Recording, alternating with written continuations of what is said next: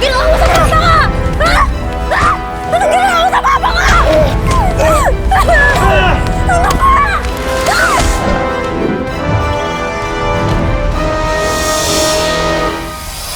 Oo. Pakakasalan mo kita. Bibiro ka ba? Ayaw mo ba?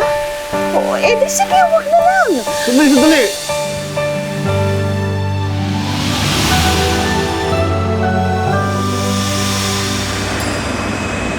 Marcelo, sa ibang araw na lang kaya natin ipaklaro yung mga pamilya natin sa isa't isa. Lola! Nandito na si Mami! Aray!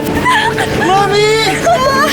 Tama na, para ka namang fans ko eh! Aba, syempre! Pa! Talaga ka na! Ito yung pinabibili mong sapatos. Oh! Oh, tama ba yan, ha? Talaga naman, hindi nakalimot. Sige po. Tama yan. Lola Ditse, ako po si Marcelo. Kasama ko po si Sofia sa Italy. Ah, siya nga ba? Eh, wala pa kasi na ikikwento tong anak ko sa akin, eh. Paolo? Paolo po. Marcelo. Hindi kayo. Kapatid ko po, si Didi. Ay, hello po. Tapos po si Alex, anak ko po. Paul, be honest! Girlfriend mo ba si Sofia? Oo, girlfriend ko si Sofia at gusto ko siyang pakasalan. Si? Tita? Ano naman? Kung gusto niya mag-asawa ulit. Di ko alam kung ganyan pa rin yung reaction mo pag dito na nakatira yung babaeng yun. Anak! Sumusobra ka na! Alam mo ba, I felt so alone. Dahil nabibis ko si Mama. Tapos ikaw umalis ka.